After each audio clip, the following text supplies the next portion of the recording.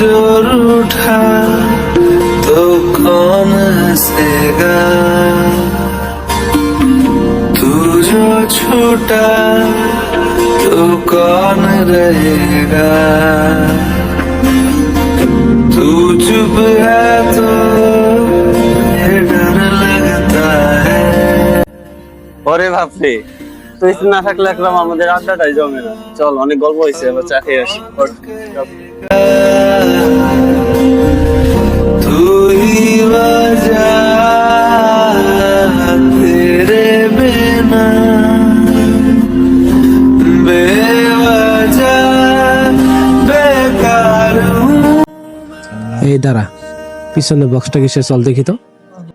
ভিতরে মনে হচ্ছে বিদেশি কোনো দামি বক্স, ভিতরে হয়তো অনেক দামি কিছু আছে। আর চল খুলে দেখি।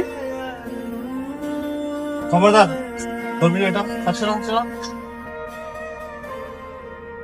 এই তুই তো ভিতরে এই মাল দেখছ, আমি এই মাল আমার। এটা তোর মানে? এটা না, এটা আমার বক্স। আমি বক্স, এটা আমার, এটা আমার বক্স। এটা আমার বক্স, আমি দেখছি বক্স। এটা আমার।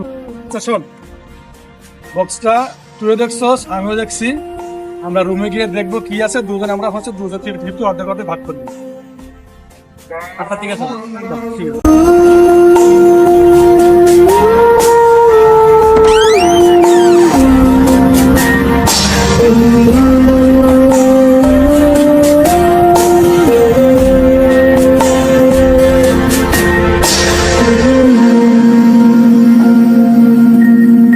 বন্ধু, করিস না, এটা রাস্তার জিনিস, যেখানে ছিল সেখানে রেখে কি না কি আছে করিস না, যেখানে ছিল এখানে রেখে।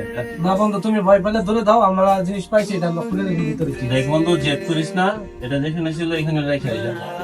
না না না, এটা আমরা পেয়েছি আর আমরা আপনি চলুন। যা ইচ্ছা তা করতে পারে, কিছু হইলে আমার দোষ নাই। ঠিক আছে, ঠিক আছে।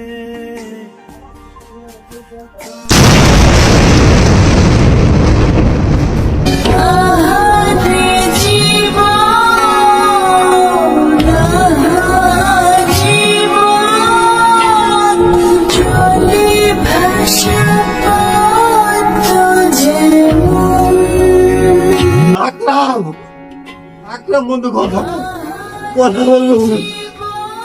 কথা বল বন্ধু। আমি তোকে বলেছিলাম এই বক্সটা না ধরতে, তোরা আমার কথা শুনলি না। কবির উঠ, আকরাম কথা বল বন্ধু।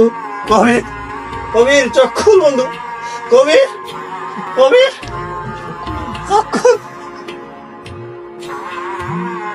দেখ আকরামের কি হয়েছে, দেখ ও কথা বলে না। কবির দেখ,